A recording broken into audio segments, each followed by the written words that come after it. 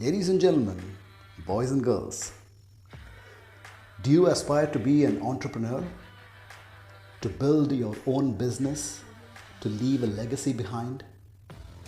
If you want to know how to get started, or if you're already on your journey and want some help on how to tackle the challenges you're facing, this show is for you. Here at Be Your Own Boss, we hear from entrepreneurs about their stories, some very practical tips, and some inspiration. It's time to get started. Welcome to another episode of Be Your Own Boss. Our guest this week is Kazi Najib Ashraf. Najib is a business development specialist and he's a partner in Playtorium. It's a company that specializes in business development for helping businesses set up or expand and scale up in different markets, especially focused on the consumer electronics and telecommunication market. Najib, thank you so much for taking out time and joining us here on the Be Your Own Boss podcast. And thanks a lot for having me over here. Thank you. So, Najib, we'll talk about your story of, the setup, the businesses the way you help businesses and all this. But before that, let's start from the beginning. Let's start with your story from your childhood. So tell us about your parents and where were you born, how many siblings you have. Tell us about your childhood. Okay, good. So my parents, they're originally from Sitapur in India. And my father and my uncle, they all went to Aligarh University. So there has always been this aspect of art, poetry in the family, which was there. My father was a geologist, uncle is also an electrical engineer. Parents, they migrated into Pakistan in 1963. And most of the people who were coming from UP earlier would go to Karachi. But my parents, for some reason, decided to go to Lahore. So we settled in Lahore. I was born in Lahore, raised in Lahore, had my schooling there. So on a funny part, a lot of people in Lahore would ask, in Punjabi, pichho de kidhar? And, I don't really have, somewhere at my roots into Punjab. Yeah. But, I can speak Punjabi. I love Lahore. So I'm from Lahore. Let me say that. My schooling, and in between for a couple of years, my father was transferred also to Nigeria. We went to Nigeria. I did my engineering, electrical engineering. In the 1980s, if you remember, I think in the whole subcontinent, you had to be an engineer or a doctor. Yeah. Or maybe a lawyer, right? Yeah. So, I had to take this line and became an electrical engineer. I did my engineering from the US, from University of Houston. But, I never wanted to live in the US. It was very nice. I stayed with my uncle. And for 4.5 years, I studied there, I worked there. Came back to Pakistan. But why didn't you want to live in the US? Yeah, the reason I didn't want to live in the US was because my father sent me to the US with 2 semesters of fee. So although, as I mentioned to you, I was living very comfortably with my uncle, but I had to get my fee, right? So I was fortunate enough to get an internship. I was, my tuition became in-state, which was for the locals, but I had to work 20 hours a week. So 20 hours a week is half a day, and then electrical engineering. So I didn't do anything in the US. So it was studying and also working. So as soon as I'd done, no life. So I said, enough. I think if this is US, better, go back to Pakistan. Yeah. So I graduated and I went back to Pakistan. Worked for about 2.5 years for Philips in Pakistan. This was in Lahore? In Lahore, right. And then I was getting transferred to Karachi. And, the guys from Lahore, usually they're going to Karachi. For them, it's also a foreign country. So it was an option between Karachi and then I got a break in Dubai. So I said, might as well go to Dubai for a few years in 1995. So that's what happened. 2023 now. So 27 years, been in Dubai now. 27 years. Yeah. So I've got 2 younger sisters. One of them is in the US. The other one is in London. And that's it. I've got 4 boys, all born and brought up in Dubai. Yeah. And that's how the family is. Wow. Yeah. So it is quite an international experience, international life, right? I mean, your sisters are in US and London, and you're here in Dubai. Let's talk about the journey in Dubai. So once you moved to Dubai, you came here for a job, right? You That's got a right. job here. So I worked for a year and a half for Alphatem, for Panasonic.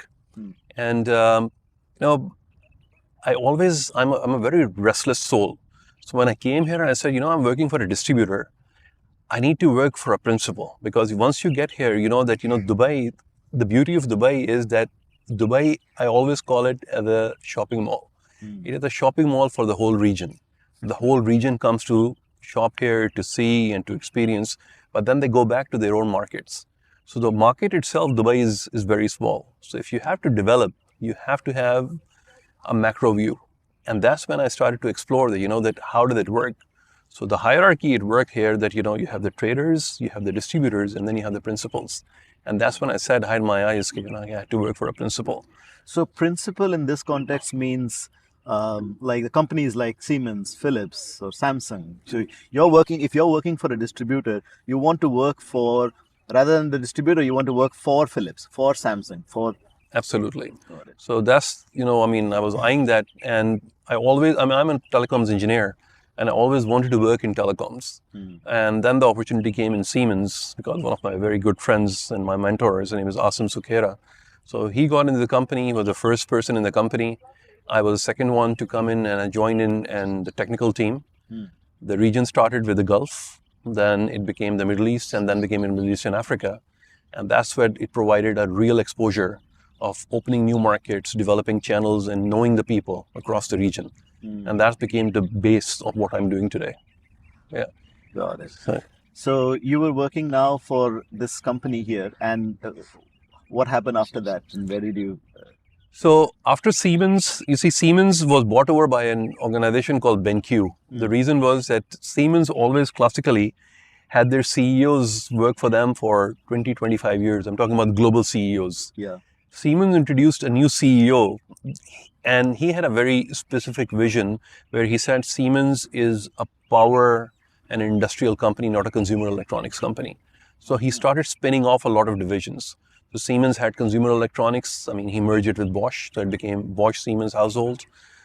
Siemens Networks, it became Nokia Siemens Network. And Siemens Mobile became BenQ Siemens. So we were literally given away to BenQ. Yeah. And BenQ, as compared to Siemens, was a very small organization. So BenQ was not able to manage the business. So unfortunately, they shut the company down about a year.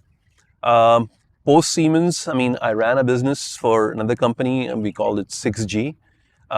It was my first exposure to sort of an entrepreneurship world, where some trade investors asked me to set up a business in the Dubai Airport Free Zone, again for mobile phone trading. And those were the heydays for Nokia. So they were the traders for Nokia. And anything and everything for the Middle East region and Africa, the hub is Dubai Airport Free Zone. Yeah. And at a certain point of time, it used to be around 11% of Dubai's GDP. So I ran that business for 2 years. Again, some issues happened with, the partners, and I had to, that company had to be shut down.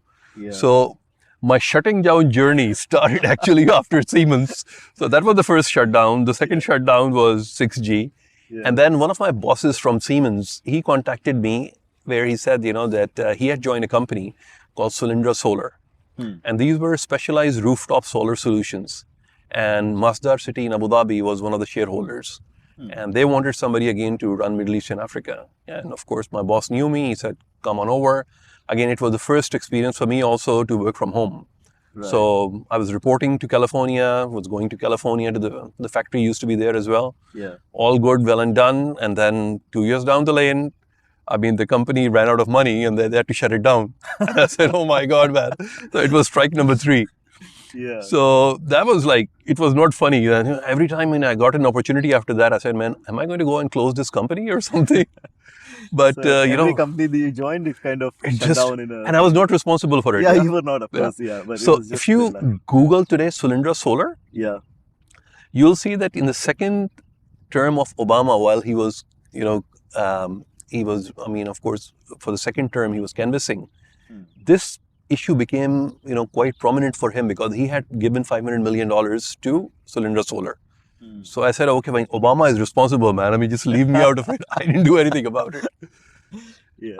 Post that, Sachin, I worked, I tried to run my own business again. So that was until then, like these two companies, 6G and the other one, that Solyndra. So these were not your ventures as such, but you were asked to set up and run the business, but it was somebody else's company. Exactly, that's right. And now you're getting into your own. Yes, so that was my next stride, and we had a funny name, myself and a friend of mine. We started, and we called the company Blue Banana, and those were the big days of BlackBerry mobile phones. So BlackBerry used to trade a lot. Apple was just making a mark. iPhone 5 had come in, but BlackBerry was it. And we also got hyped up. So we were going in, there was a lot of activity in the market. And then the first entrepreneurial venture, and I became a bit reckless, and we started extending credit in the market because credit is the thing. And then somebody just took off with about $1.5 million dirhams. And that, really, really breaks someone while you're getting in. So then it was again a matter of going back, I think, to get yourself settled. So that's when I joined another company, a local group. And that group had just received a distribution for Apple. So the only country, Sachin, I didn't work in my whole corporate journey was in Iraq. That's the only country. And they got the distribution of Apple in Iraq. And that was very, post the second Gulf War, where the American forces had just left. The country had broken apart. They had a lot of money, but it was a lot really restless. So I established Apple stores in Erbil, Baghdad, Basra, and I traveled every nook and corner of the country. And at the same time, I also got to travel also some other regional countries, but that had been really, really interesting. That lasted for a few years, but that for whatever reasons, mutually, myself and the management, we decided to, to agree for me to leave. And after that, since 2015 now, I have been running my own company now. So this is like a full-time engagement with Solyndra Solar, where I'm focusing with all my learnings that I've told you across Middle East and Africa, utilizing the knowledge, the contacts, and also the channels. I do business development. Let's talk about the earlier company that you started. You and your friend, you got into mobile trading, and this was when the time of BlackBerry, right? Was this like early 2000s? So it was around 2011, 2011. Post 2010, yes. So around this time, what kind of because we want to understand this business a little bit, because of course it didn't continue, but let's talk about that part a little bit here. So you started the company as to trade, and this was in B2B, right? B2B. So the mobile phone business, the way it works, and it is still very big, is that Dubai is a hub for mobile phones. Now, what I mean by hub is that mobile phones is a commodity which is one of the fastest moving trade worldwide, right? Every country has their own distributors, but those distributors have a certain quota. And that particular quota, is not enough for us to address a certain market. At the same time, the principals like Apple, Samsung, Xiaomi, they also give twice the market size sometime of the quota. So, for example, if the population of Qatar is 1 million, then Samsung would give a target of their distributors to 500,000 phones a year, which doesn't make sense. But they also know, the salesperson in Samsung knows that he has to meet his targets. Now, this guy in Qatar, he has to dump the stock somewhere. So he takes the phones, sends it to Dubai, he has this thing, and from Dubai, the phone that was meant to be for Qatar might end up in Vietnam, because that's where the demand is. One pallet of phone had 1,000 phones, right? For example, iPhones. One iPhone is $1,000. So you've got a small box at $1 million. So the product moves very quickly. So $1,000 iPhone, you would make sometimes $3, $4 for phone. but as soon as the product comes, Yeah. it moves. Yeah. Yeah. So this product is more about turnover on a Right. very, very minute margin. So you're sitting on $1 million inventory, Yeah. you're going to make only $4,000 in that, but as soon as you get it, you'd sell it and you're going to churn it again. Right. So the only business that I compare this with is drugs. I'm serious. So if you go to the mobile phone people Yeah. who are trading in mobile phones, they Yeah. talk in hundreds of millions. Yeah. Whereas as compared to the consumer electronics, you talk about 20 million, 25 million, but you have 8% margin, 9% margin. Mobile phones is 0.75 to 1% margin. And if you make 1.5, you're like laughing. Yeah. So this is how, fast and intense this business is. Yeah. Yeah. And so between you and your partner, how did you manage to fund this business, or the initial startup, or the investment that was required to start this business? So we raised some capital initially. We had capital, we raised some capital, but at the same time, we also got into a brokerage. So the way brokerage works, as I told you, the traders Right. are not distributors. So within the hierarchy, again, Yeah. you have the principal, you have the distributors, and then you have the traders. Yeah. Traders do not have a structured infrastructure in place. Yeah. So these guys are always buying from the distributors, but they do not have the communication channels of so many distributors. So some of the traders, and the biggest one at that time is a company called Fast Telecom. The company has packed up now. I mean, at its heydays, it was about $2.5 to $2.75 billion turnover per year. Wow. Yes. Yeah. And without any structure, they just had an office in Nasser Square. Yeah. And sitting with the traders, that's it, they were doing flipping mobile phones. Yeah. And they always needed more product. So what we started to do was we were always in touch with distributors who wanted to churn their stock. So we started also doing brokerage. So we would connect the trader with the distributor, and then we'll keep our margin. I mean, our role diminishes after some time because these guys, as soon as they know each other, the middleman is gone. Yeah. But that's how we started raising capital initially. And this to be a broker doesn't require a lot of investment from a capital perspective, right? Because you're just connecting. Your connection is your investment, right? Exactly. So you see the broker, and when you're facilitator, okay, it's your relationship. Yeah. It's the relationship that you're managing, and that's it. So I mean, there is no investment at all actually. True. So, but what you do is that while you're buying the product, your commission is very small. Yeah. But if at the same time you have a relationship with the distributor, you tell him, what, I mean, can you give me 1,000 phones also? So he trusts you. And there were times that, I don't want to name one of the distributors. Yeah. They would just give us like 10,000 iPhones and say, okay, can you just deliver it? And then the next day we'll call them, what, guys, can you just please send us an invoice? We're supposed to pay you. Because it was intense. I mean, BlackBerry was there, iPhones were there.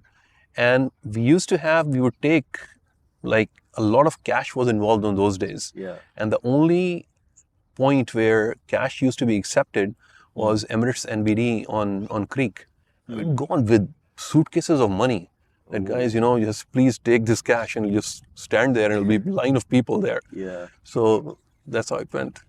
And then in this business, because it was a B2B, you gave credit to someone, and it was 1.5 million. You said that they just ran away with that money.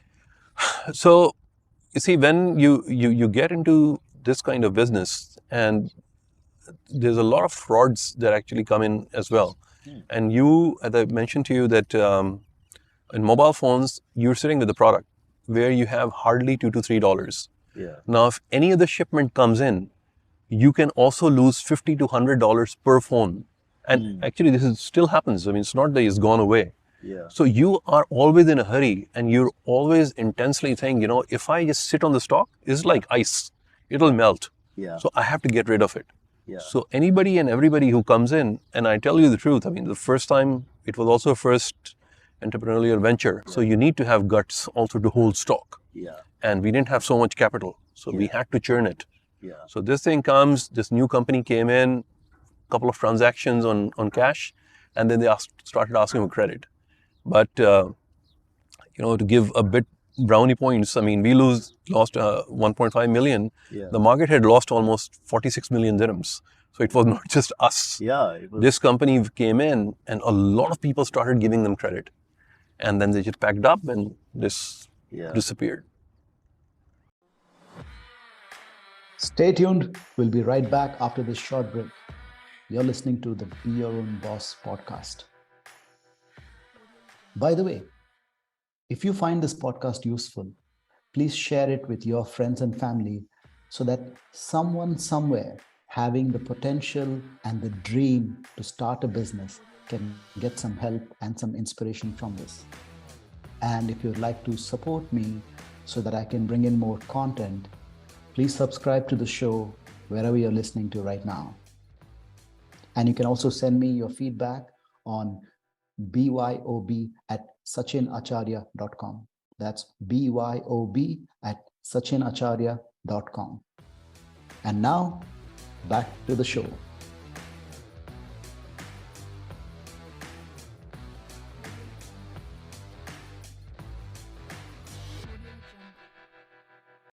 Yeah. so this is something to be careful about. You see, this is, you have to be really careful about in a very fast industry. Any product, I mean, even if it's FMCG, it happens to everyone here in Dubai. Yeah, it had been regular. It still happens. I mean, it had happened also a few months ago as well. With companies which have been established and people have been here for a long time. Yeah. So credit is something that you have to be very careful. And open credit, because there is no guarantees. A check means nothing. People come in, it's a transit market, stay for a couple of years, take your money, take the flight and leave. And then, what do you do with the check? Nothing. So either, work on cash, and if there are businesses like mobile phones, which sometimes it becomes very difficult on cash, might as well not get into the business if you don't have the depth to carry it. Yeah. You need to have deep pockets to kind of sustain and, even if you incur loss like this because of frauds, you should still be able to, you should have enough cushion to manage that. Yes. Right? Yeah. A lot of companies actually, Sachin, have, packed up. I mean, within this, like mobile phones, I also can tell you that I'm the only blogger because one of the ways I do my business is through blogging. So I was regularly putting and publishing on LinkedIn, on Facebook and other media, the market statistics. And that's why I also got, contacted by research companies. They'll call me up or what's going on in the gray market, what products are coming, what products are going. A lot of companies have packed up and left because, it just breaks your heart. When if someone steals your money and you know that, it's okay. But if someone just dupes you, you feel like an idiot. Exactly. That hurts your ego. Absolutely. It hurts your wallet, of course, but it also hurts your ego. And Yes. that's painful. Yes. Yeah, true.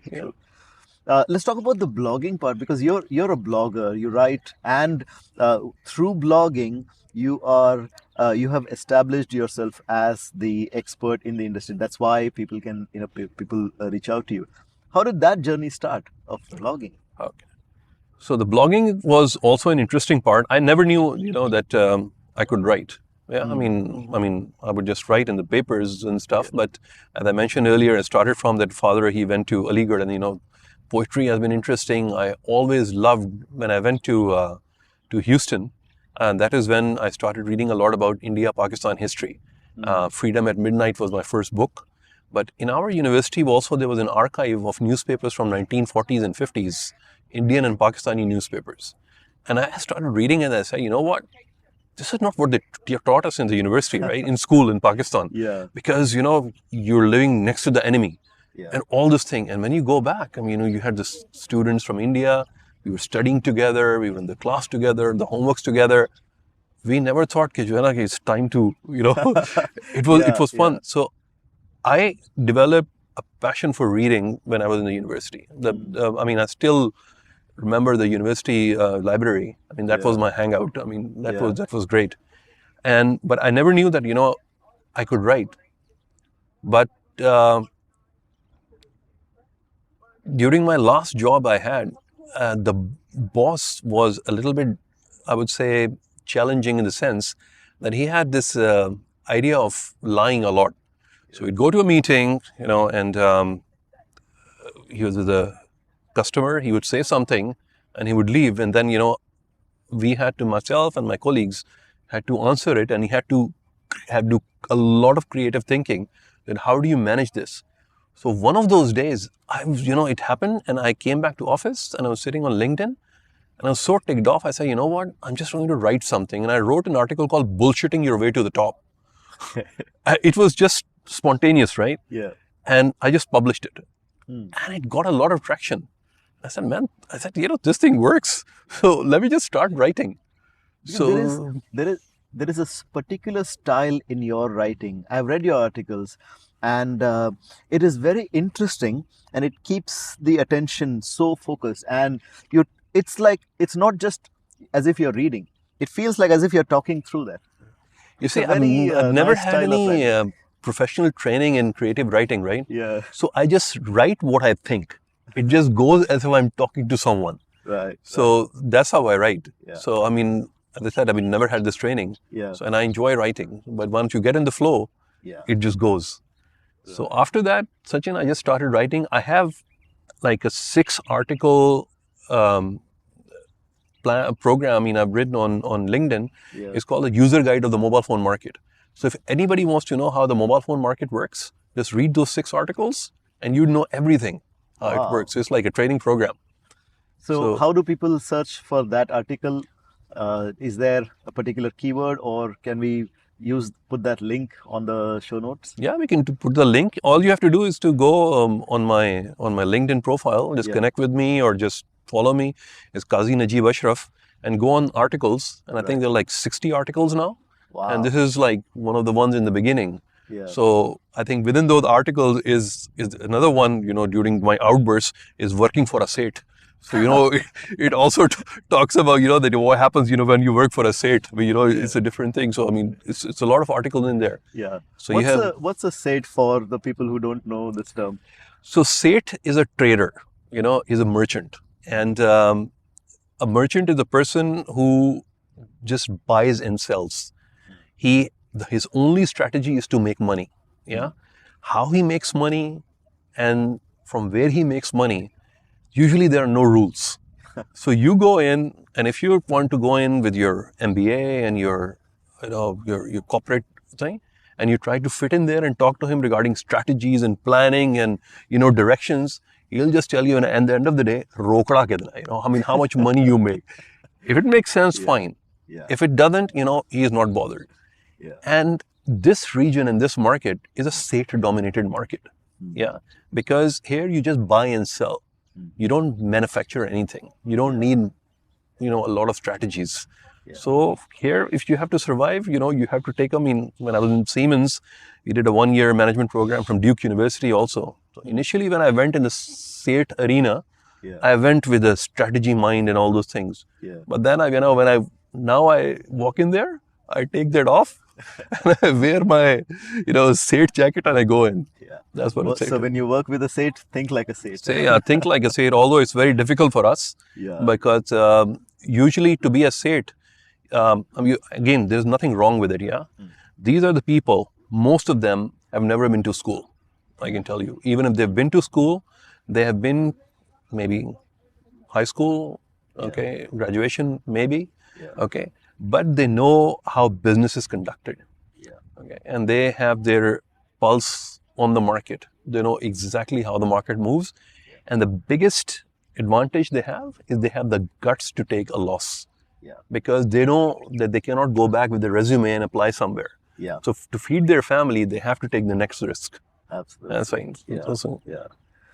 So let's talk about your journey. Then after you this venture did not work because of the loss and everything, and then you started. You worked. You took up a job, right? After that. Yeah. And after that, when you started your business consultancy kind of a business, tell us about that transition. How did you move from the job to starting your own again? Okay.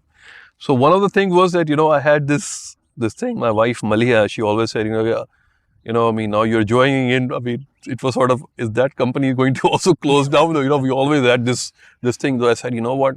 Let me just take this plunge and utilize my knowledge that I had because again, I had been, I would say, also fortunate to work from the corporate, because when you're working in the corporate, my first ever article in LinkedIn, it is called the glass building syndrome.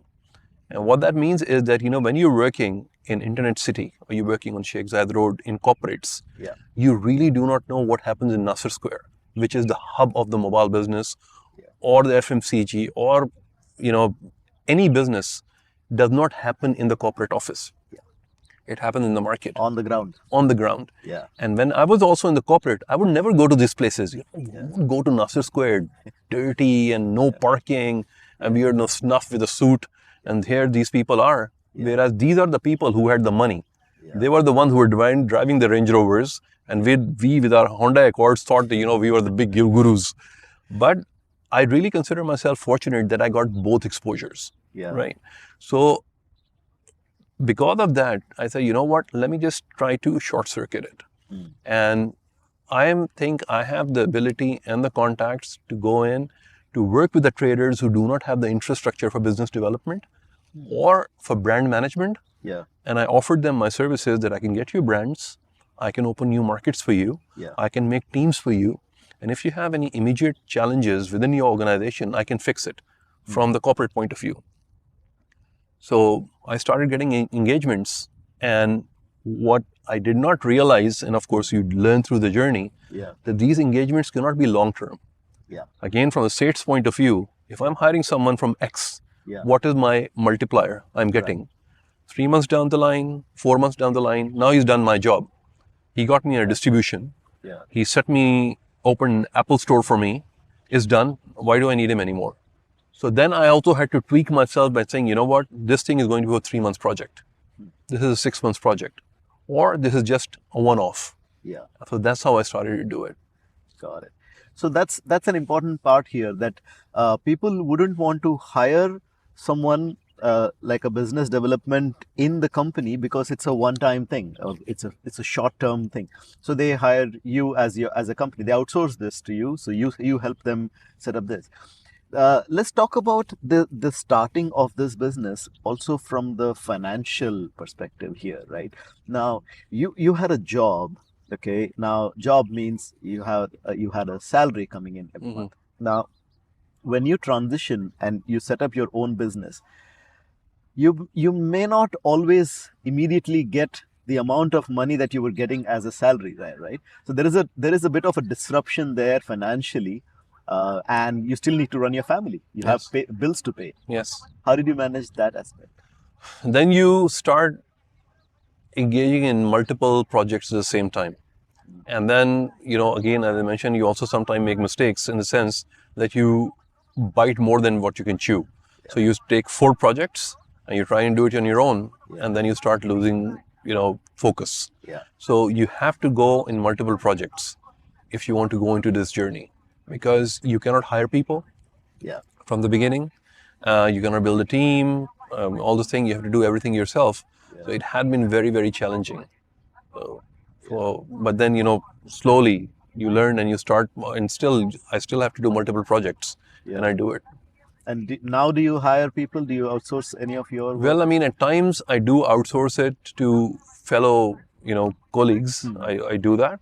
But still, I mean, it is a one-man show. I mean, I run my own thing. Right. Yeah.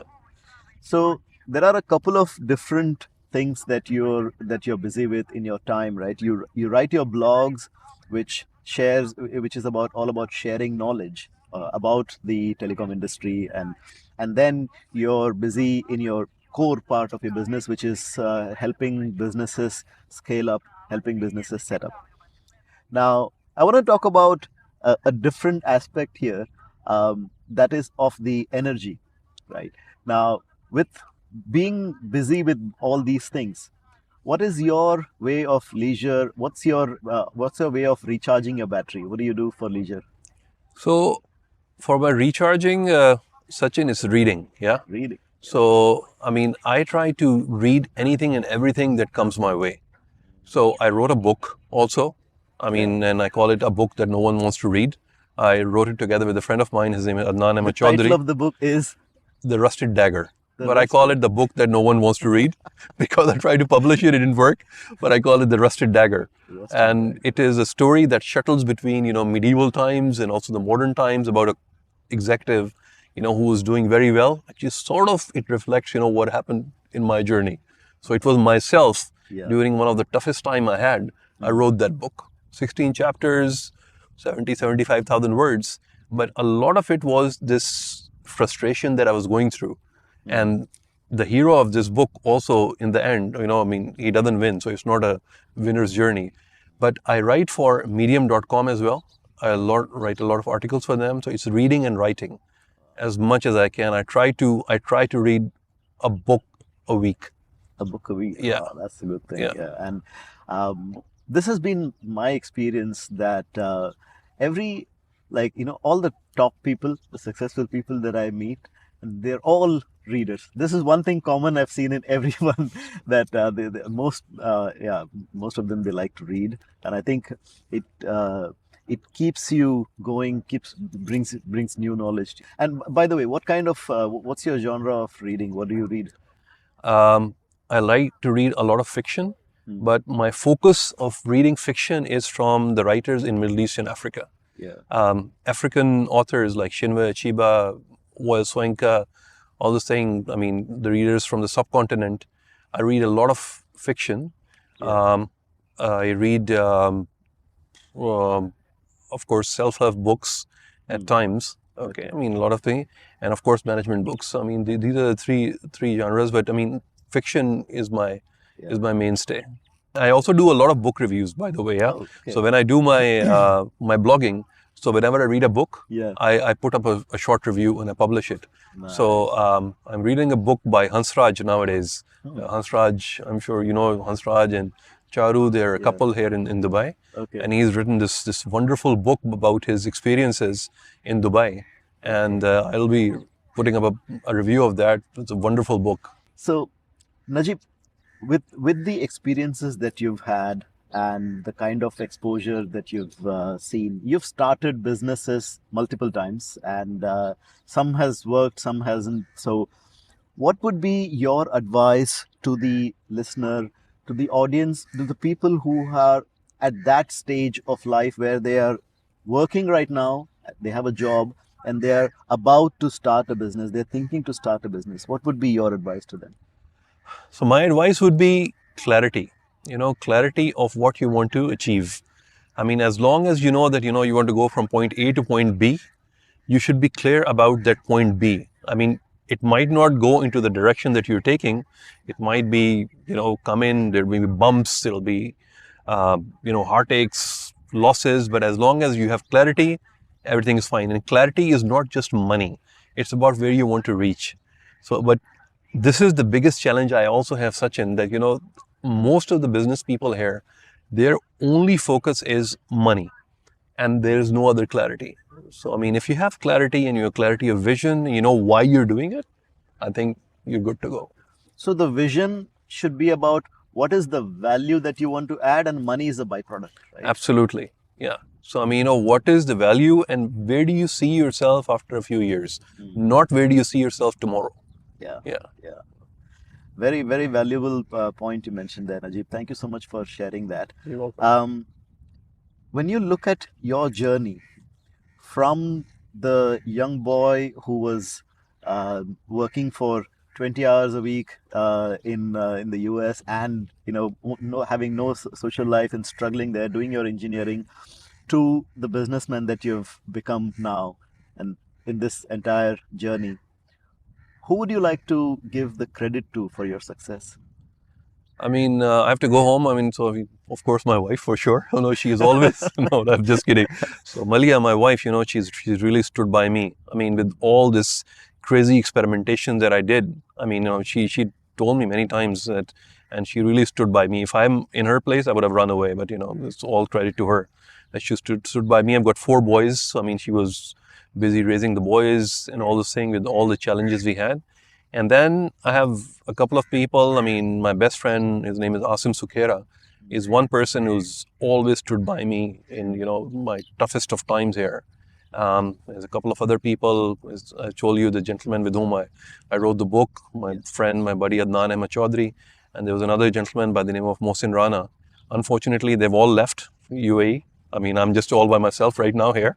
But I mean, these are the people that I really owe, where I am today, wherever. It's Wonderful, yeah. wonderful. Najib, one final question as we wrap up here.